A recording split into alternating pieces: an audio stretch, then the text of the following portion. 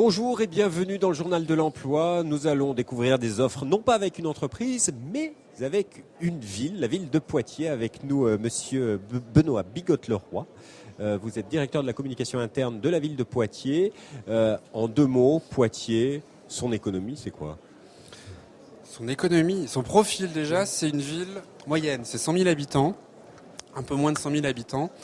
C'est la plus petite des préfectures de toutes les régions françaises. Ce qui en fait une capitale régionale, mais qui à taille humaine et qui préserve quand même la qualité. qualité de vie, exactement, qui préserve la qualité de vie, mais qui depuis quelques années est reparti dans un réel dynamisme qui aujourd'hui lui donne une Idéalement vraie attractivité. situé sur une ligne de TGV, donc on est vite à Paris, on est vite... En 1h30 à Paris, en 1h30 à La Rochelle, sur l'océan Atlantique, effectivement. Donc, vous êtes ici dans le Journal de l'Emploi parce que vous recrutez. Il y a des recrutements permanents dans une ville comme Poitiers. Pour quel métier ? Quels sont les métiers que vous recherchez ?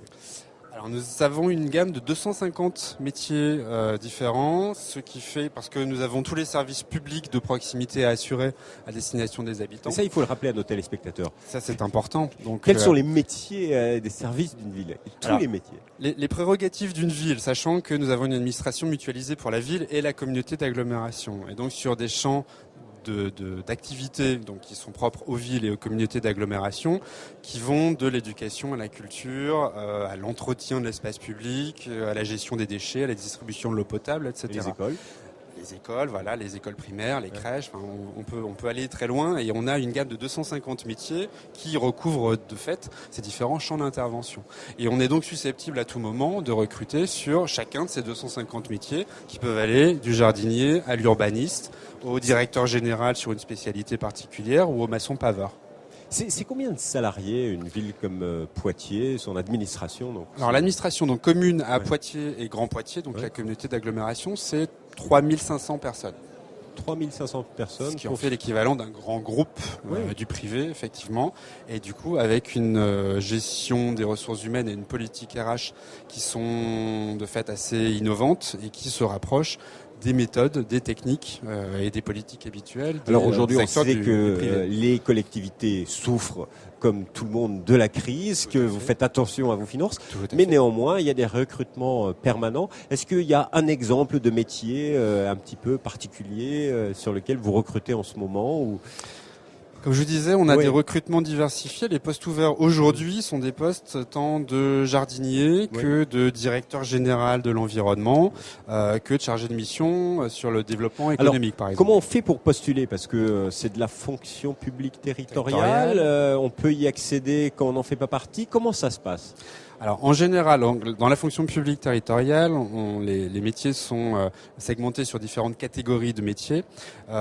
Sur la catégorie C, donc les emplois, on va dire, de terrain, les emplois d'employés ou d'ouvriers, en général, on privilégie les titulaires de la fonction publique territoriale et l'emploi local.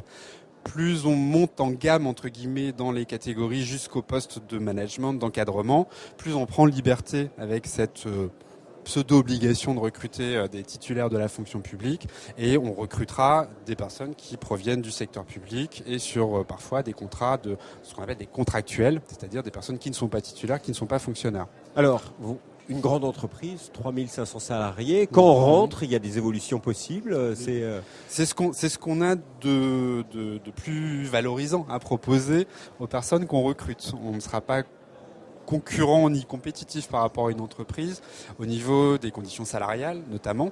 En revanche, on pourra proposer une véritable gestion de la carrière, un accompagnement, donc le fait d'être accompagné pour passer des concours et pour donc suivre une carrière dans la fonction publique, mais également privilégier la mobilité interne en incitant et en accompagnant les agents de la collectivité à acquérir de nouvelles compétences, apprendre de nouveaux métiers,